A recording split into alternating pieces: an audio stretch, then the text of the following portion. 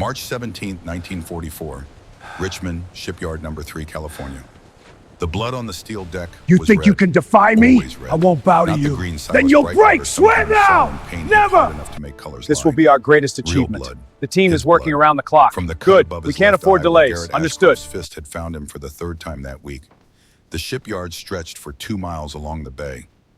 45,000 This one workers, seized tight. Need the 4 lock. shifts. Noted. Go 7 ahead, but days a watch week. the edge. Building Got the it. Liberty ships that would carry America's war across the Pacific. Each ship took 42 days from keel to launch. Each ship needed 2,847 rivets holding the hull together. Each rivet had to be perfect, because imperfect rivets meant hull failures. And hull failures meant men drowning in water so cold it stopped your heart before you could scream. Silas pressed his palm against the deck plate, felt the metal sing through his bones. A low-frequency hum that nobody else could hear. 4.2 hertz. The natural resonance of stressed steel under compression. The shipyard foreman called it worker fatigue. The engineers called it thermal expansion. Silas called it what it was. The ship telling him where it hurt. He was 20 years old, Choctaw Nation, 5'7", 140 pounds soaking wet. He'd been working Shipyard 3 for 11 months. Got the job in April of 1943, hired on as a rivet inspector's assistant. But he'd been dodging Garrett Ashcroft's fists for 3 years, ever since his father died. Garrett had found him everywhere. At the docks where Silas looked for work, at the hiring halls, at the boarding house where he rented a room. Anywhere Joseph Brightwater's son showed his face, Garrett Ashcroft eventually appeared. Drunk, guilty, violent. 3 years of learning which streets to avoid. 3 years of timing his movements to miss Garrett's shifts. 3 years of taking beatings on the 17th of every month. The anniversary, the day the crane dropped. The day Joseph Brightwater died because a foreman was too drunk to read a load calculation. Garrett stood 20 feet away on the deck. Didn't need to come closer. Never needed to chase. The shipyard was his territory, his domain. The place where he could find Silas whenever he wanted to remember what guilt felt like when it wore his victim's father's face. You hear that humming again? Brightwater. The voice cut through the pneumatic hammer din. Not loud, just trained. A foreman's voice that could make itself heard over the scream of metal on metal. I wasn't humming, sir. Your throat was moving. I saw it. That little vibration you do, like your daddy used to do. The word daddy landed like a rivet gun against Silas's sternum. Joseph Brightwater had been dead for exactly 3 years. March 17, 1941. Master Riveter, working the number 4 hold on the SS Robert E. Peary. Garrett Ashcroft miscalculating the overhead crane's load distribution. 3 tons of steel plate swinging loose. Joseph looking up. The plate coming down. The incident report said equipment failure. Old rope, frayed cable, acts of God. But the toxicology report that disappeared had shown .21 blood alcohol in Garrett Ashcroft's system. Enough to turn miscalculation into manslaughter. Enough to haunt a man for 3 years. Enough to make him turn that haunting into violence against the one person who looked most like the ghost. Wasn't humming, sir. Just breathing. Get to the rivet station. Number 6 hull. Starboard waterline. We've got inspection teams coming through. Make yourself useful. Silas stood. The cut above his eye had stopped bleeding, but the world tilted when he moved. Mild concussion. He'd learned to recognize the symptoms, learned to work through them, learned that showing weakness to Garrett just invited more of whatever came next. The walk to the rivet station took him past the analysis shack, a corrugated metal building at the edge of the yard where damaged rivets went to be studied, where failure got documented in reports nobody read, where a man named Thaddeus Forge worked alone trying to understand the metallurgy of mistakes so they wouldn't kill anyone else. Silas had seen him before. The master riveter with hands that wouldn't stop shaking. The man who'd supervised a scaffold that collapsed 2 years ago. July 3rd, 1942. 14 men dead. Thaddeus Forge's career dead with them. His hands had started shaking the day after the funerals and hadn't stopped since. The shipyard had moved him to the analysis shack because they couldn't fire him without admitting there had been an accident worth firing someone over. So he examined rivets, documented failures, built a catalog of everything that could go wrong when metal met metal under stress, tried to make up for 14 deaths by preventing the 15 through infinity. Silas kept walking. Number 6 hull was the SS John Mitchell, a Liberty ship in her 3rd week of construction. Named for some general Silas had never heard of. She'd carry 10,000 tons of cargo across the Pacific Ocean full of submarines and storms, and 1,000 ways to sink if the rivets didn't hold. The waterline section was where Silas spent most of his shifts. The critical zone, the rivets that would be underwater once the ship launched. The ones that had to be perfect because you couldn't see them fail. You just woke up one day with ocean water in the hold, and the ship sitting lower in the water, and men scrambling to find the breach before it widened. He ran his hand along the hull, felt the rivets under his palm, listened, not with his ears, with something his father had taught him, the frequency his father had called the Song of Steel. Each rivet had a voice. A clean rivet sang pure. A loose rivet buzzed. A cracked rivet screamed. Most men used calipers and torque wrenches. Tried to measure perfection with instruments. Silas just listened, and the metal told him everything. Section 14, rivet 87, crack in the shaft, stress fracture invisible to the naked eye. He marked it with chalk. Moved on. Section 16, rivet 92, loose, quarter turn of play, marked it. 4 hours of listening, 4 hours of marking failures. By noon, he'd flagged 63 rivets for replacement. The other inspectors averaged finding 12 defects in a full shift. Silas found 63 before lunch. It made the foreman nervous, made them wonder if he was finding real problems or just hearing things that weren't there. Made Garrett Ashcroft angrier every time Silas's numbers came in. Because if Silas was right, it meant the regular inspectors were missing critical failures. And if Silas was wrong, it meant Joseph Brightwater's son was as crazy as people whispered he might be. The lunch whistle blew. Silas sat on a stack of lumber, ate the sandwich he'd brought from the boarding house, watched the workers stream toward the mess hall. Nobody sat with him. Nobody talked to him. The Indian kid who heard metal sing, the one whose daddy died, the one Garrett Ashcroft had marked as his personal reminder of guilt. Marked men didn't get friends. "You've got good ears." The voice came from behind. Silas turned. Thaddeus Ford stood there, hands in his pockets, probably to hide the tremor. His face was weathered, 42 years old but looked older, the kind of aging that comes from carrying weight that won't let you sleep. "Sir, I've been watching you work, watching what you mark. I pulled samples yesterday. The rivets from us you flagged. Every single one had the defect you claimed. Cracks, voids, improper heat treatment. You're not guessing, you're actually hearing something." Silas didn't know what to say. 3 years of Garrett telling him he was crazy. 11 months of other inspectors looking at him sideways when his numbers came in too high. And now this broken master with trembling hands was saying he was right. "My father taught me. Said the Brightwater men had always heard metal. Said it was a gift. Your father was Joseph Brightwater. I worked with him 6 months before he died. He was the best riveter I ever saw." Thaddeus pulled his hands from his pockets. Let Silas see the tremor. "I should have stopped the crane lift that day. I saw Garrett, saw the flask, saw him stumble, but I was busy checking my own equipment, too focused on my own work to stop someone else's disaster." "You couldn't have known." "That's what I tell myself. But I did know. I saw a drunk foreman giving lift signals. I made a choice not to intervene. And Joseph Brightwater died because I chose to mind my own business." The tremor got worse. 14 months later, my scaffold collapsed. 14 men, all dead because I trusted equipment I should have inspected better. My hands started shaking the day after we buried them. They haven't stopped. Won't stop. It's like my body decided it can't trust my judgment anymore.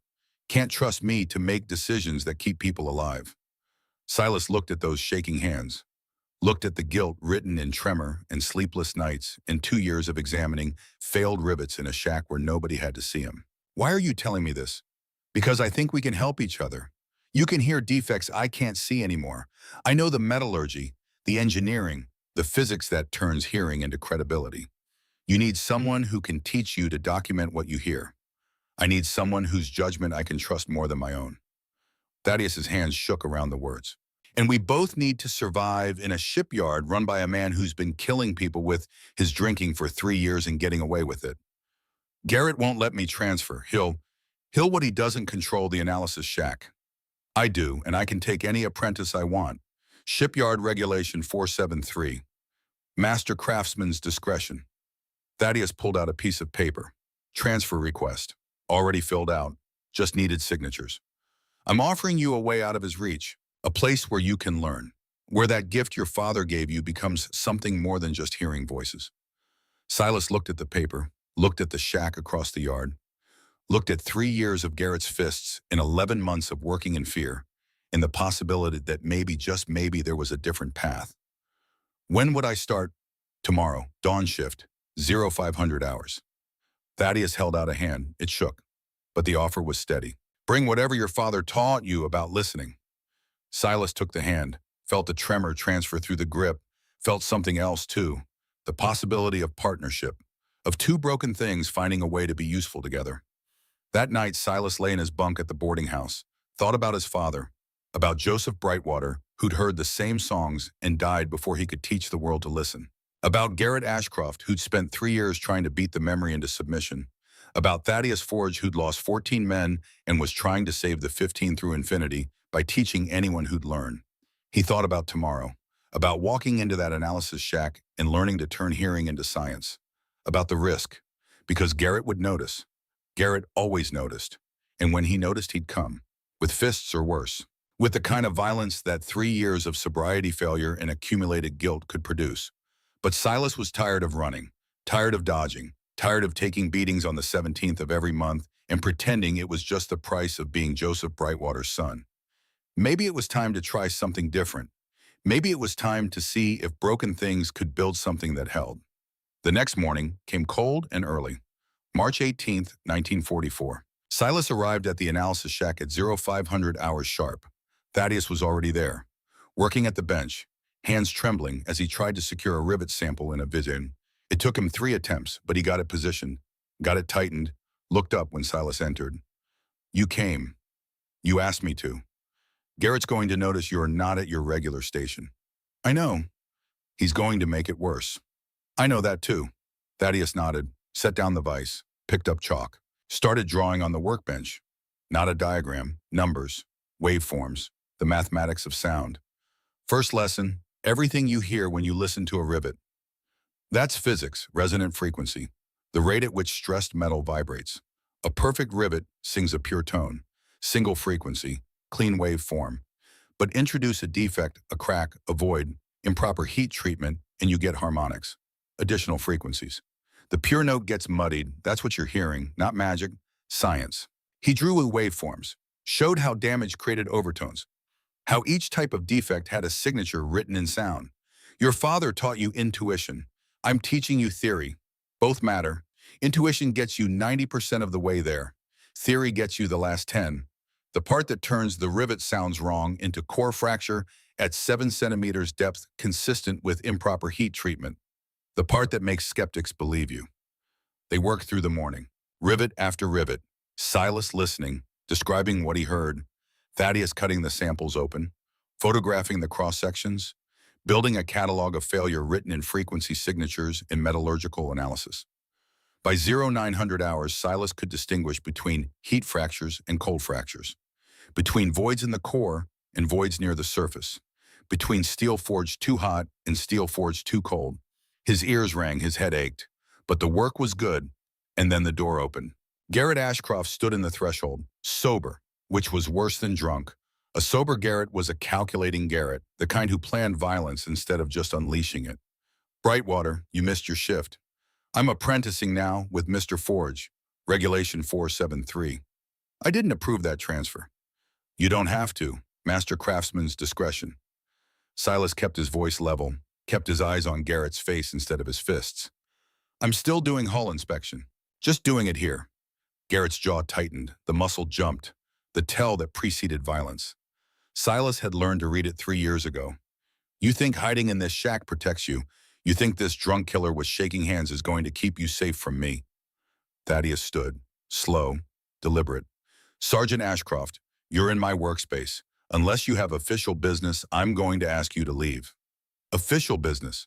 Garrett pulled out his flask, took a drink. Not hiding it anymore. Here's official business.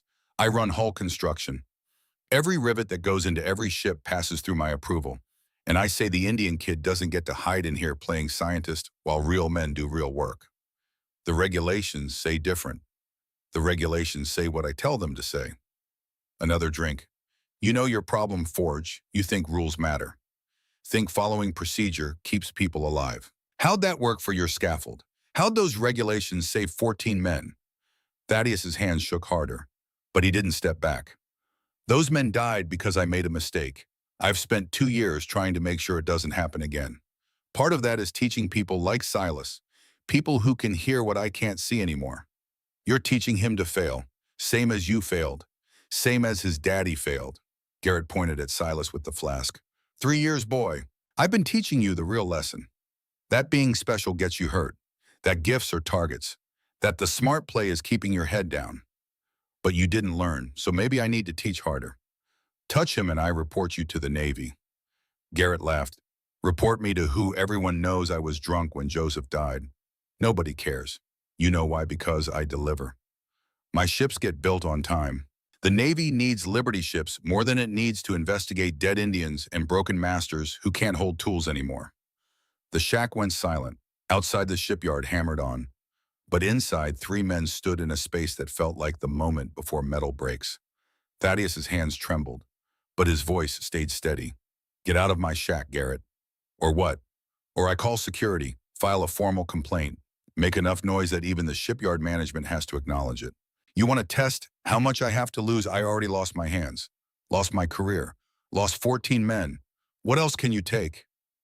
Garrett stared at him, running calculations, trying to figure out if this shaking man actually had spine left. The flask hung loose in his hand, empty now. You've got until Admiral's inspection. 2 days, March 20th. If I find one defect in any hull Brightwater touches, I shut this down, transfer him back. And I make sure his next 3 years are worse than his last 3. Garrett left, slammed the door hard enough to rattle the walls. Silas let out a breath he hadn't known he was holding. Admiral's inspection. Every ship gets inspected before launch. Navy sends an admiral, spot checks the rivets, signs off on seaworthiness, usually a formality. Thaddeus sat down heavy, put his head in his trembling hands. But Garrett's going to sabotage, make it look like you're incompetent. Make it look like everything I'm teaching you is superstition. Then we don't give him anything to sabotage. We do perfect work.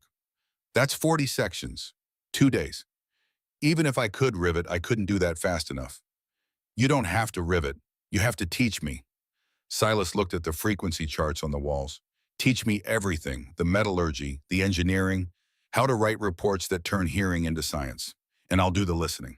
We'll build documentation so complete that when the admiral comes, Garrett can't fake a defect that isn't there. Thaddeus looked at him, at this 20-year-old kid with his father's ghost and 3 years of bruises. Looked at him the way you look at long odds in impossible situations. 40 sections, 847 critical rivets, 48 hours. Critical rivets, the ones that matter most. In a hull with 2,847 total rivets, only 847 carry the majority of the load. The middle rivet in each seam carries 60% of the stress. Check those and you've checked the points most likely to fail first. Thaddeus drew a diagram. Force distribution, load paths. Can you learn that fast? I can try. Then let's try. They worked through the day, through the night. Thaddeus taught, Silas learned. By midnight, Silas understood why his father had always checked rivets in groups of 3. Because physics demanded it. Because the middle rivet mattered most. Because metal knew things that men didn't unless they learned to listen. By 0200 hours, Silas could write metallurgical analysis reports in language that sounded like engineering instead of intuition. Could document hearing in terms that skeptics might believe. By 0400 hours, exhaustion was winning. Thaddeus sent him to sleep. 4 hours, then they'd start the inspection. The impossible timeline. The work that would either prove them right or prove Garrett's point about Indian superstition and broken masters.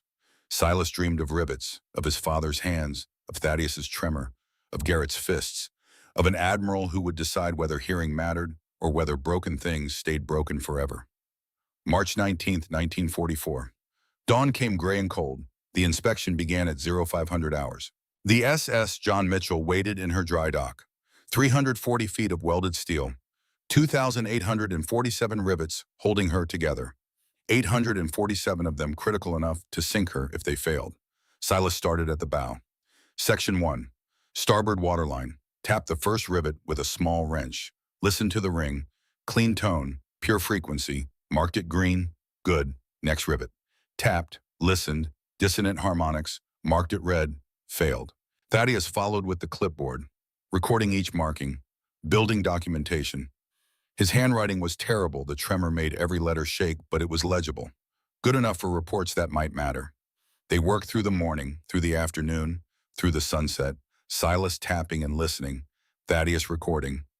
By midnight, they'd checked 300 rivets, found 42 defects, failure rate holding at 14%. Too high, way too high. At 0200 hours on March 20th, Garrett appeared, drunk, flask empty but still drinking from it anyway. Muscle memory, the habit of drowning things that wouldn't stay drowned. Still here, thought you'd have given up. Silas kept working, ignoring Garrett was safer than engaging. You know why I hate you, Brightwater. You've got his face, his voice. Every time I see you, I see him. See Joseph looking up at that crane, see him trying to shout a warning. See the moment he realized I'd made a mistake he was going to pay for. The honesty hit like a physical blow. Garrett actually stumbled. His face cycled through anger, denial, grief. I didn't mean for him to the crane, I was trying to meet the deadline, made a judgment call. You were drunk. That's not a judgment call. That's manslaughter. Silas set down his wrench, turned to face Garrett fully. And instead of owning it, you spent 3 years beating me, trying to beat his memory out of your head by putting him on the ground in front of you. Garrett sat down heavy on a stack of lumber, looked at the empty flask like he was surprised to find it in his hand. I see him every time I close my eyes. Your face brings him back. I've been trying to make that stop for 3 years, but it doesn't work. Just makes me hate myself more. Thaddeus emerged from the shadows. He'd been standing the watch. You want to make it right, Garrett. Stop sabotaging. Stop drinking. Stop being the man who killed Joseph Brightwater and start being the man who makes sure it never happens again. There's nothing I can do. Joseph's dead. Can't bring him back. No, but you can stop making Silas pay for your guilt. That's a start. Garrett stood, walked to the rail, looked out at the bay water reflecting shipyard lights. I can't promise to be better. Don't know if I can, but 2 days. I'll give you 2 days without interference. After the Admiral's inspection, we'll see. He left, didn't take the flask, left it on the deck like evidence of something he was trying to abandon. They worked through the second day, through exhaustion, through the point where Silas's ears rang so loud he couldn't tell if he was hearing rivets or just tinnitus. Through the moment when Thaddeus's hands shook so badly he dropped the clipboard and had to sit down. By evening of March 20th, they'd checked all 847 critical rivets, found 123 defects, documented each one, built a case file thick enough to prove systematic failure. Admiral Ezra Lockhart arrived at 1800 hours. Cold eyes, ramrod posture, brought Navy engineers, spent 2 hours examining the documentation, pulled random samples, verified with instruments. At 2000 hours, he made his decision. The inspection is sound, defects are real. Method is unconventional but effective. He looked at Silas. I don't understand how you hear what you hear. Don't care. What I care about is you're catching failures traditional inspection missed. That's valuable.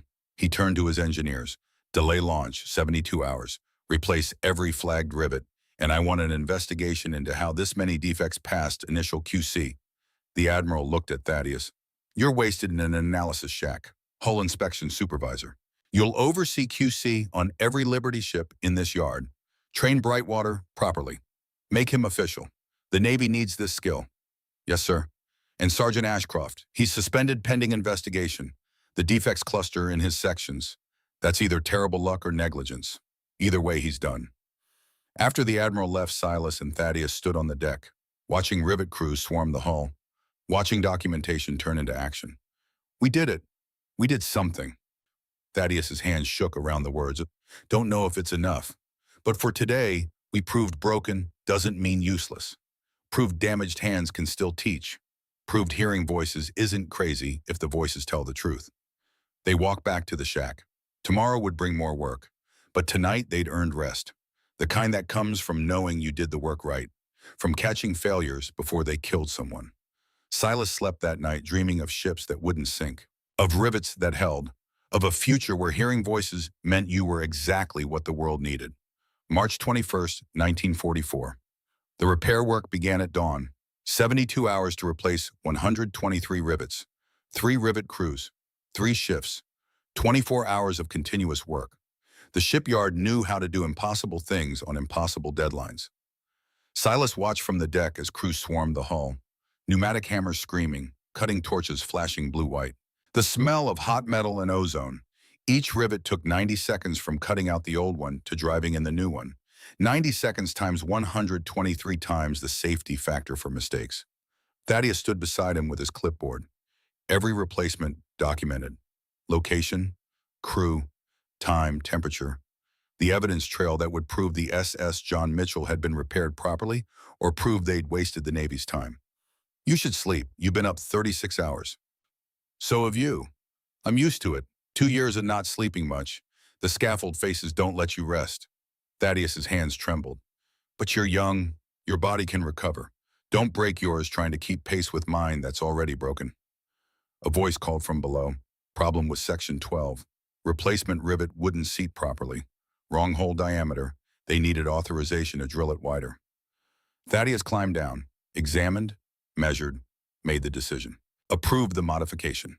Signed paperwork with shaking hands that left trembling signatures on forms that might matter or might just be more paper for a war that generated reports faster than victories. This was the new job.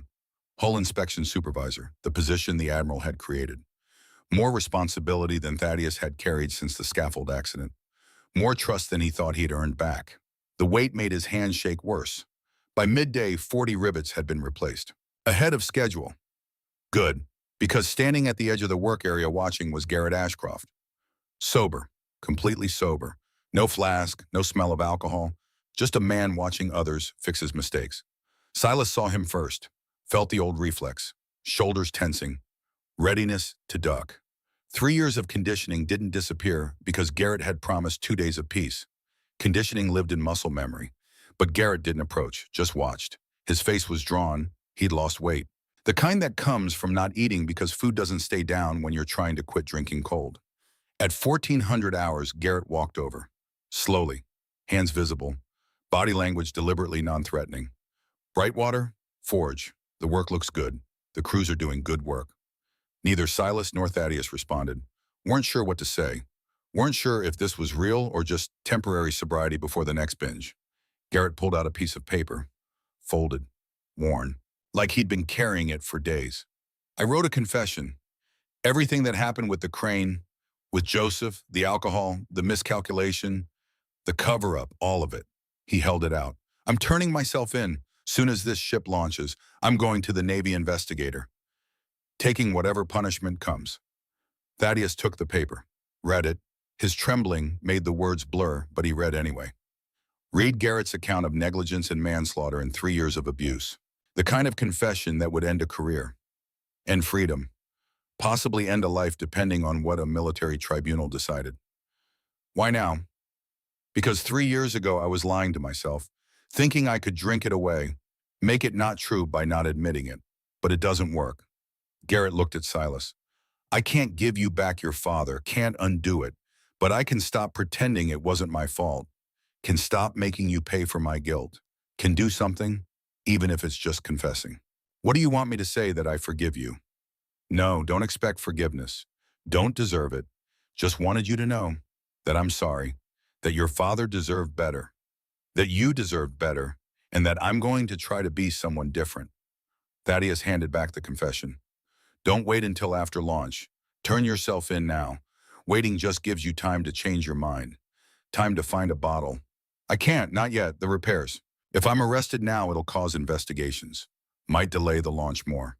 The convoy's already behind. Men are dying because supplies aren't getting across fast enough. I can't let my confession kill more people. Sounds like an excuse. Maybe, but it's also true. This ship matters, more than my guilt. I can wait 3 more days. Can stay sober 3 more days. Can face what I did after this ship sails. Silas watched Garrett's face, looking for the lie, but all he saw was exhaustion. The kind that comes from carrying weight too long. 3 days, then you turn yourself in. No matter what. 3 days, I promise. Garrett left, walked back to the foreman's shack. Left Silas and Thaddeus with a confession that might matter or might just be more words. You believe him. Thaddeus looked at the shack. I believe he wants to do the right thing. Whether he will. That's different. There's a gap between wanting and doing. The repair work continued through the afternoon. Through the evening, through the night shift when sodium lamps turned everything orange. By midnight of March 22nd, 97 rivets had been replaced. 26 to go. The crews were tired, making small mistakes, missing seams, having to redo work. The kind of errors that compound when exhaustion meets deadline. Silas walked the hull, checking each replacement. New rivets sang different than old ones. Cleaner, purer, virgin metal not yet tested by waves or storms. He found 3 bad installations. Rivets that looked good but sang wrong, marked them, called crews back, watched them redo the work until the song was right. At 0400 hours on March 23rd, the last rivet went in, number 2847, counting only the ones in the complete hull. Not the mistakes, just the rivets that mattered. The ones that would hold seams, keep ocean out. The rivet crew stepped back. The pneumatic hammer fell silent. The hull was complete. Thaddeus climbed down to the waterline, put a trembling hand on the hull, felt it, the vibration, the frequency of completion. It's done. Almost. Admiral still has to inspect. He won't find anything wrong. The work's good. You made sure of that. Silas put his hand next to Thaddeus's, felt the hull sing, felt his father's gift being used for what it was meant for, not surviving abuse, actually building, creating something that would save lives. As they stood there, a voice called from the dock. That the Mitchell, an old woman, stood there, had to be 85 at least, spine curved like a question mark, white hair pulled back tight, sharp amber eyes that had seen 50 years of ships built right and wrong. Yes, ma'am, Thaddeus called back. I'm Vesper Blackwood, widow of Marcus Blackwood. He was master riveter here for 32 years, taught half the men in this yard, including you, Forge. I remember when you were an apprentice. Thaddeus climbed up to the dock. Silas followed. Vesper looked them over with those sharp eyes. Heard about your inspection. Heard you found defects the regular teams missed. Heard the Admiral delayed the launch. She looked at Silas. You're Joseph Brightwater's boy, the one who hears metal. Yes, ma'am. Joseph was a good riveter. Marcus trained him, said Joseph had the gift. Could hear things others couldn't. She paused. Marcus had it too. Called it listening to the bones of the ship. I thought he was being poetic. You're saying it's literal. Yes, ma'am. Vesper nodded slowly. Marcus died in 1940. Lung disease from 40 years breathing metal dust. Before he went, he told me something. Told me the gift would die out. That nobody was teaching the young ones to listen anymore. That ships would get worse because men had stopped hearing what the metal was trying to say. She looked at the hull, at the fresh rivets, at the work Silas and Thaddeus had done. But you're still listening, and you're teaching it, making it science instead of superstition. She reached into her bag, pulled out a worn notebook. These are Marcus's notes. 50 years of documenting what different sounds meant, what frequencies corresponded to what failures. He was trying to do what you're doing, turn hearing into something that could be taught. Never finished, but maybe you can use it. She held out the notebook. Thaddeus took it with trembling hands, opened it, page after page of frequency notations, descriptions of sounds, correlations between what Marcus heard and what the metallurgy showed. A lifetime of turning intuition into documentation. This is extraordinary, thank you. Don't thank me, use it, finish what Marcus started. Make sure the gift doesn't die with your generation. Vesper looked at Silas. Your father would be proud of what you're doing, of what you're becoming. Don't let Garrett Ashcroft's guilt make you think otherwise. She left, walked away with the slow, careful steps of someone who had earned the right to move at their own pace. Left them with a notebook that felt like validation, like proof that what they were doing mattered, that it had mattered before, that it would matter after. Admiral Lockhart returned on the morning of March 23rd, brought his engineers, spent 4 hours examining every replaced rivet, every seam, every joint, pulled random samples, ran calculations. At 1200 hours, he signed the approval. The SS John Mitchell is seaworthy. Launch proceeds March 25th, 0600 hours. He looked at Thaddeus and Silas. Good work. This ship's going to save lives. Remember that when she's in the Pacific, when she's delivering what men need to stay alive. This ship matters because you caught the failures before they became catastrophes. He pulled an envelope from his uniform. Transfer orders, Sergeant Garrett Ashcroft. Effective immediately. Reassigned to shore duty, San Diego. Logistics. No more supervisory work, until we determine if he's negligent or criminal. He's turning himself in, sir, has a written confession. Then he's saving me the trouble. Good. Man who confesses gets different treatment than man who gets caught. The admiral looked toward the foreman's shack. Maybe shore duty gives him time to fix what's broken. Maybe not. Either way, he's off my ships. The evening before the launch, Silas found Thaddeus in the analysis shack. Not working, just sitting, staring at Marcus Blackwood's notebook. Hands shaking around a cup of coffee that had gone cold hours ago. You all right? I've been thinking about the 14 men, the ones who died on my scaffold, thinking about what I could have done different, what I should have checked better. The tremor got worse. The Navy's giving me another chance. Supervisor position.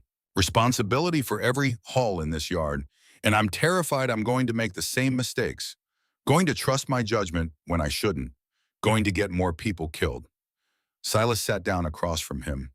You know what I think the tremor is? My body's way of saying I can't be trusted. No, your body's way of making sure you double-check everything. Making sure you never trust your first judgment.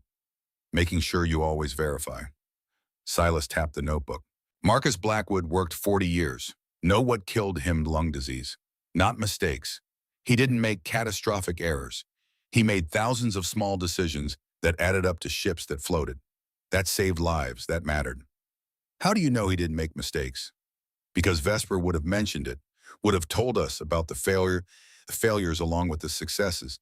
But she didn't, because Marcus wasn't perfect. He was just careful, just thorough, just willing to listen when the metal told him something was wrong. Thaddeus looked at his trembling hands. You think that's enough, being careful? I think it's all any of us can do. Be careful. Listen. Check our work. Trust the people around us to catch what we miss. Silas stood. You've got me now. I'll listen to the rivets. You'll check the engineering. We'll verify each other's work.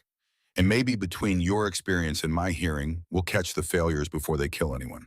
And if we don't, if we miss something, if a ship sinks because we weren't good enough, then we'll carry that. Same as you carry the 14, same as Garrett's been carrying my father. We'll carry it and we'll try to do better next time. But we can't let the fear of failure stop us from trying. Because if we don't try, ships sink anyway. At least this way we're fighting. Thaddeus was quiet for a long moment, then nodded. Tomorrow, launch day. After that, we start on the next hull.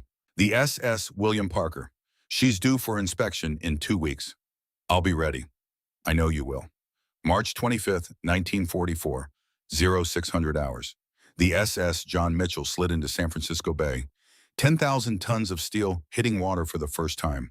The spray, the displacement, the way she settled, found her waterline, became what she was meant to be. A ship. Silas watched from the dock, watched her float, watched the hull he'd inspected hold against bay water that was calmer than the Pacific but still testing. Every rivet, every seam, every point where metal met metal, she held. 2,847 rivets singing. The note of metal under proper stress, the frequency of things working as designed, the sound his father would have recognized. Thaddeus stood beside him, watching his first ship in 2 years, the first hull he'd supervised since the scaffold accident. She's beautiful. She's a cargo hauler, slow, ugly, built for function. She's beautiful anyway. The christening was brief, champagne against the bow, speech about liberty and sacrifice. Didn't mention rivets. Didn't mention the inspection that delayed the launch. Didn't mention Silas or Thaddeus or frequency signatures. That was fine. The ship knew. The rivets knew. Garrett Ashcroft watched from the back of the crowd. Sober, 18 days now. He'd turned in his confession that morning. Handed it to the Navy investigator personally. Didn't run, just waited for consequences. He caught Silas's eye, nodded. Small gesture. Not forgiveness, not redemption, just acknowledgement. Silas nodded back, then turned to watch the ship instead. Chose the future instead of the past. The SS John Mitchell left port 3 days later, joined a convoy heading west, carried ammunition and medical supplies across a Pacific Ocean that didn't care about rivets or inspections. The ocean just tested, pushed, tried to find weak points. She didn't break. Made 12 crossings, delivered supplies to Saipan, Guam, Iwo Jima, Okinawa. Took torpedo damage once, starboard side below the waterline. Explosion opened 3 seams, but the rivets held. Held long enough for damage control to shore up the breach. Held long enough for the ship to limp to port and sail again. In June 1944, off the coast of Saipan, the SS John Mitchell pulled 400 men from the water. A troop transport torpedoed, sinking fast. The Mitchell diverted, through lines, pulled up Marines who'd been in the water for 6 hours, hypothermic, exhausted, seconds from drowning. 400 men who lived because a cargo ship was nearby, because she could float, because her rivets held. Silas didn't know about the rescue until months later. Didn't know his inspection had saved 400 lives he'd never meet. Didn't know the frequency signatures he'd heard had translated into Marines going home. He just knew the ship sailed. And that was enough. The war ended. The shipyard slowed, didn't stop, never fully stopped. But the frantic pace eased. 45,000 workers became 30,000, became 20,000, as men came home and women returned to interrupted lives. Silas stayed, became a full inspector, trained other listeners, found 3 more people with the gift, built a program, made it official, turned superstition into methodology. Thaddeus stayed too, supervisor until 1962, 18 years teaching safety and precision. His hands never stopped shaking, but he learned to work with them instead of against them. Learned tremor could be useful if you understood what it was telling you. He kept Marcus Blackwood's notebook on his desk, added to it, documented new findings, new correlations between sound and structure, built on what Marcus had started, made sure the knowledge wouldn't die with one generation. Garrett Ashcroft disappeared from official records. The Navy investigation concluded negligent homicide, dishonorable discharge, civilian authorities declined to prosecute. Wartime, needs of the state, paperwork that disappeared. He was last seen in 1945 in San Diego, working construction, unrelated to ships, trying to stay sober, trying to become someone who didn't hurt people. Whether he succeeded, Silas never found out. But sometimes, late at night when the shipyard was quiet, Silas would think about Garrett's confession, about the gap between wanting to be better and actually being better, about how some men cross that gap and some stand on the edge forever. He hoped Garrett crossed it, hoped the man who'd spent 3 years beating him had found some kind of peace, not for Garrett's sake, for his own, because carrying hate was exhausting. And Silas had better things to carry, like the sound of rivets singing, like the frequency of ships that floated, like the weight of knowing his work mattered. That was enough weight for one lifetime. Silas Brightwater stood at the gates of Richmond Shipyard Number 3, 50 years old, gray threading his hair, hands scarred from 30 years of metalwork, ears still hearing frequencies nobody else could detect. The shipyard was smaller, the war contracts had ended, Liberty ships had stopped. 45,000 workers had become 5,000, had become a skeleton, crew building commercial vessels and doing repairs. Just enough to justify not closing completely. He walked the grounds, saw places where he'd worked, the spot where Garrett had hit him that last time, the dock where the SS John Mitchell had launched, the analysis shack where Thaddeus had taught him to turn hearing into science. The shack was still there, empty now, abandoned, windows broken, the workbench where they'd studied frequency charts covered in dust and bird droppings. The diagrams faded, the documentation peeling off walls. Silas stood in the doorway, remembered being 20, remembered bleeding on deck, remembered meeting a man with shaking hands who'd decided to teach instead of hide, remembered building something that mattered from pieces that shouldn't have fit. You Silas Brightwater. He turned, young man, maybe 25, civilian clothes, nervous expression, Vietnamese features, carrying a letter worn from handling. I am. My name's Tran Nguyen. My father was on the SS John Mitchell, 1944, one of the 400 Marines she pulled from the water off Saipan. He wanted me to find you, to thank you. He tried for years but didn't know your name, didn't know who'd inspected the ship, just knew someone had caught defects, made sure rivets held when the torpedo hit. Tron held out the letter. He died last month, cancer. But before he went, he wrote this, asked me to deliver it. Silas took the letter, read it. The handwriting shook terminal patient's hand trying to write clearly. But the words came through, words about water, about drowning, about hands reaching down from a ship that shouldn't have been there, shouldn't have been floating, should have sunk from rivets that should have failed. Words about 30 years of life, marriage, children, grandchildren, career as an engineer, all contingent on a ship holding together long enough to pull him from the Pacific. The letter ended with a line that hit harder than any of Garrett's fists. You saved my life by doing your job right. I saved others by doing mine right. That's how it works. That's how good work ripples. Thank you for starting the ripple, for being the first stone in water that's still spreading 30 years later. Silas folded the letter, looked at Tran, at this young man whose existence was contingent on rivets holding. Your father, he was a good man, the best. Taught me engineering, taught me precision, taught me the difference between good enough and perfect is the difference between people living and dying. He learned that in the water, waiting to drown, watching a ship that shouldn't have floated pull him up anyway. They stood in the abandoned shack, the place where Silas had learned to turn hearing into science, where Thaddeus had taught him that broken things could still build. The SS John Mitchell. What happened to her? Museum ship. San Francisco Maritime. They preserved her. One of the last Liberty ships still intact. They've got a plaque. Mentions you. And Thaddeus Forge. Says you delayed the launch.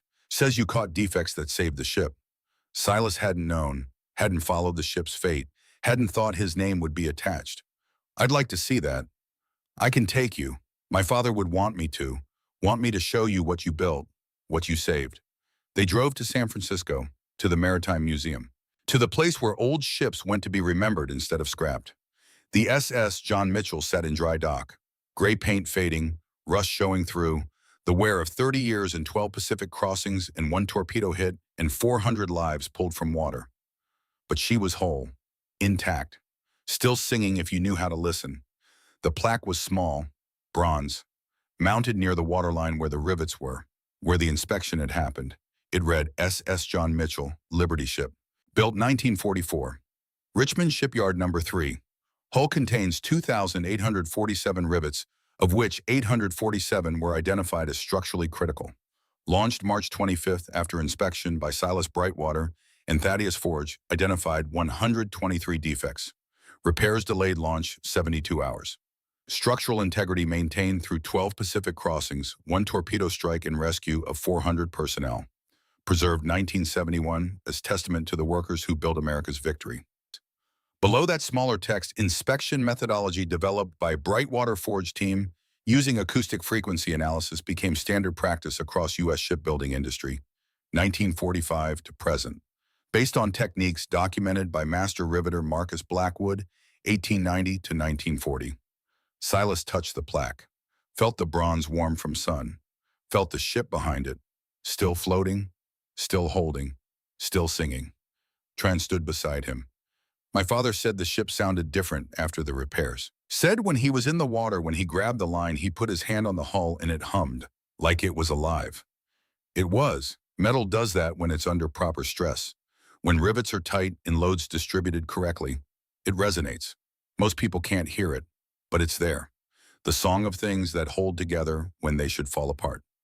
They stood on the dock, looking at a ship that shouldn't have mattered, one of 2,700 Liberty ships, slow and ugly and designed to be disposable. But that had lasted anyway, had saved lives anyway, had become worth preserving because someone had done the work right. A voice called from the ship, "Silas, that you?"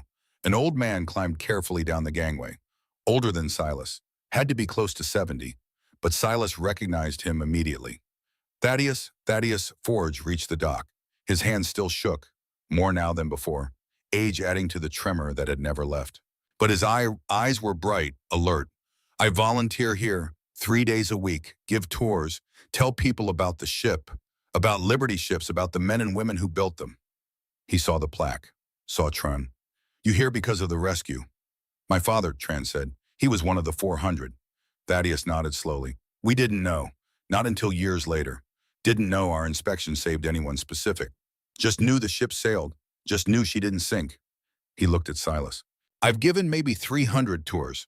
Told the story of the inspection maybe 1,000 times. But this is the first time I've met someone who was actually saved by the work we did. There are others, Tran said. My father stayed in touch with some of the Marines. About 60 of them still alive. They have reunions. They talk about the Mitchell, about how she wasn't supposed to be there. How the convoy had left her behind because she'd taken torpedo damage. How she was limping to port when she saw men in the water and turned around. 60 people still alive because of that day. More than that, those 60 have children, grandchildren. My father alone has 4 kids, 9 grandkids, 2 great-grandkids so far. Tran pulled out a photo, extended family, 3 generations. All of them exist because a ship held together long enough to pull 1 Marine from the Pacific, because 2 men did an inspection right. Silas stared at the photo. at faces he'd never seen, lives that traced back to frequency signatures he'd heard in steel 30 years ago. Ripples spreading, the first stone in water that was still moving outward. I just thought we were checking rivets. You were doing more than that. You were making decisions about who would live and who would die. You just didn't know their names yet. Thaddeus's hands shook as he gestured to the ship. Every rivet we checked, every defect we caught, every repair we ordered, those were lives. Hundreds of them, maybe thousands when you count everyone the Mitchell carried, everyone she protected, everyone she saved. They toured the ship together, Thaddeus showing them through compartments and holds, pointing out features, telling stories, his trembling hands gesturing to machinery and structure. The Navy wanted to scrap her in 1947. Most Liberty ships got scrapped or sold for commercial use, but some veterans advocated for preservation. They wanted one ship to stand for all of them, to remind people what we'd built, what we'd accomplished. He led them to the engine room, the massive triple expansion steam engine that had pushed 10,000 tons of steel through 12 Pacific crossings. She wasn't fast, 11 knots on a good day, slower when loaded, but she was reliable. That's what mattered. Not speed, not grace, just reliability. The confidence that if you loaded her with cargo and pointed her west, she'd get there. That the rivets would hold, that the hull would keep the ocean out, that physics would work the way it was supposed to. Silas ran his hand along a bulkhead, felt the metal. It still sang. Different song now. Older, tired, but still holding, still functional. You kept teaching after the war, kept training people. Until 1962, 18 years as supervisor, trained had maybe 200 inspectors. 15 of them had the gift, could hear what you hear. We built a whole program around it. Acoustic frequency analysis, made it scientific, made it teachable. Thaddeus's tremor got worse. Your father would have been proud. We took his gift and turned it into something that outlasted all of us. Our father, Silas corrected quietly, he taught me to listen. You taught me to understand what I was hearing.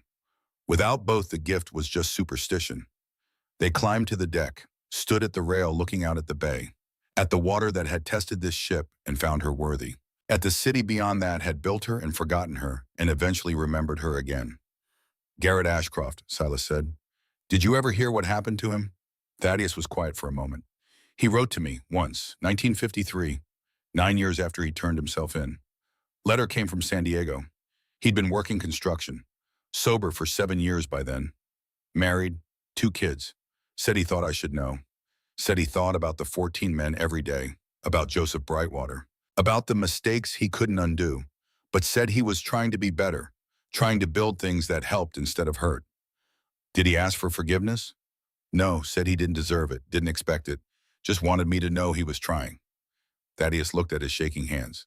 I wrote back, told him trying was enough, told him I understood what it meant to carry the weight of men who died because of your decisions.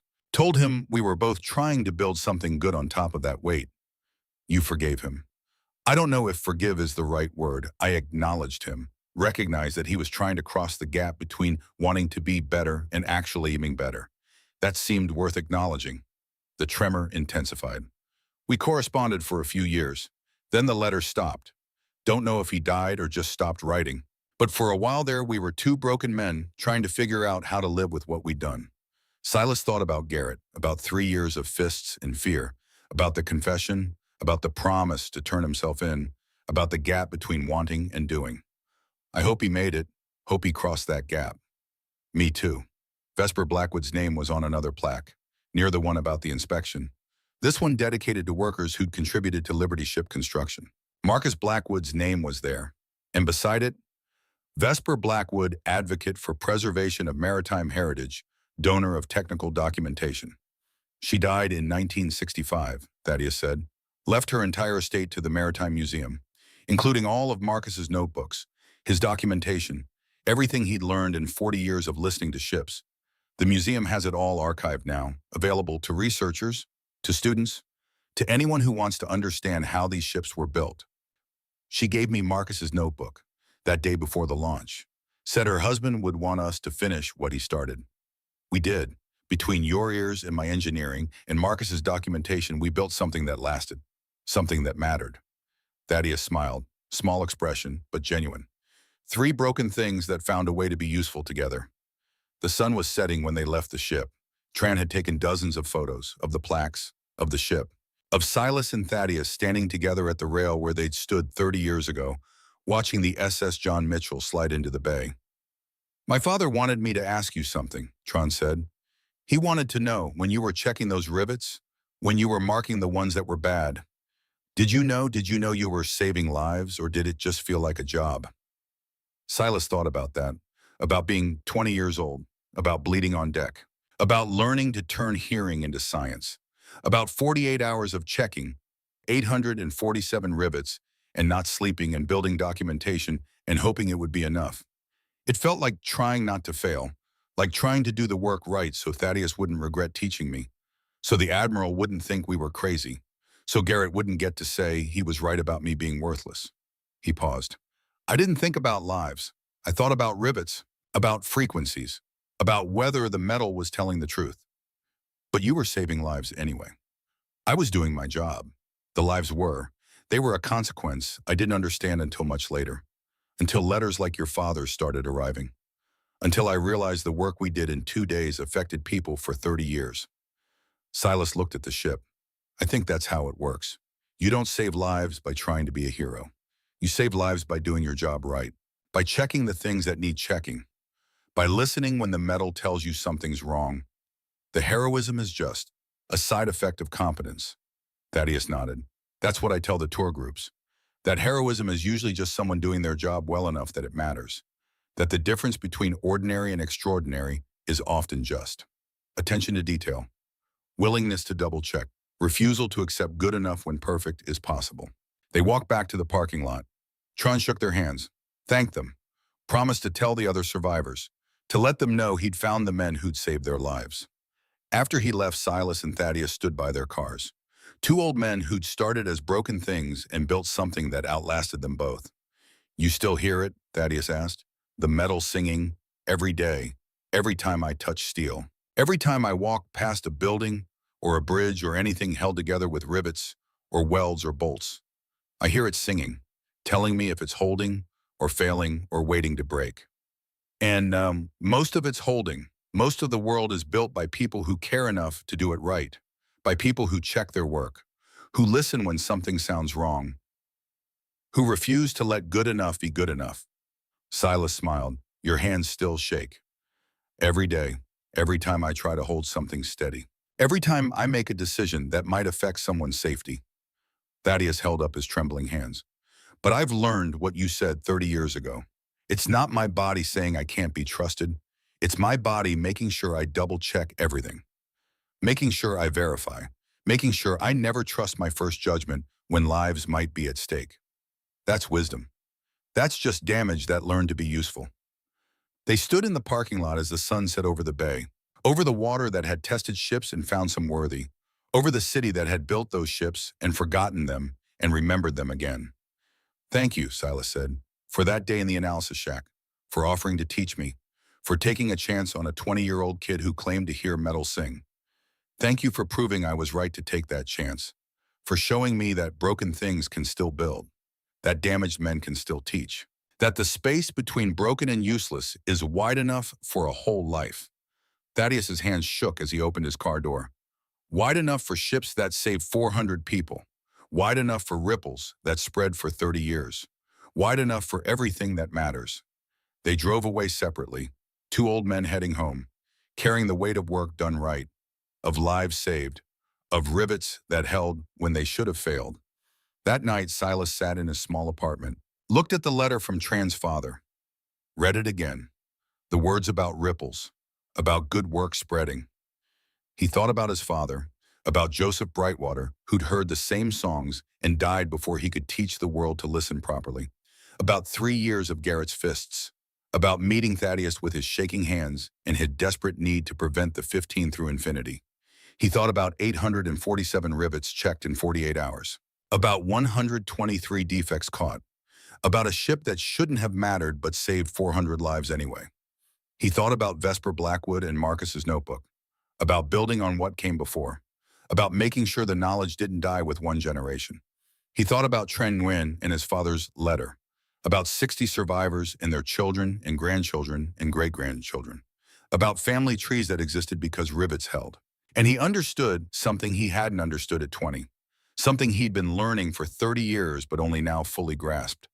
The Song of Metal wasn't just about finding defects. It was about connection. About the invisible threads that linked people across time and distance. About how doing your job right in 1944 could save a life in 1944 that created a family in 2024 that would still exist in 2074. About how broken things didn't have to stay broken. How damage could be teaching. How the worst moments of your life could become the foundation for something that mattered if you were willing to build on top of the wreckage. His father had heard the sermon and died before he could finish teaching it. Thaddeus had lost 14 men and spent 2 years in a shack trying to prevent the 15 through infinity. Garrett had killed a man and spent 3 years trying to beat the guilt into submission. And somehow, from all that damage, they'd built something. A methodology. A program. A way of listening that had spread through shipyards and saved lives and turned hearing voices from superstition into science. The song was still singing in the SS John Mitchell sitting in dry dock, in the bridges and buildings and ships built by people Silas had trained, in the children and grandchildren and great-grandchildren of 400 Marines who'd been pulled from the Pacific. Broken things still had a voice. Damaged hands could still build. And the space between broken and useless was wide enough for everything. Wide enough for ships. Wide enough for lives. Wide enough for ripples that spread for 30 years and would keep spreading for 30 more. Silas set down the letter, turned off the light, went to sleep listening to the sound of metal, the frequency of the building holding itself together, the song of rivets doing what rivets do, holding, connecting, making sure the structure didn't fail, making sure people made it home. That was enough.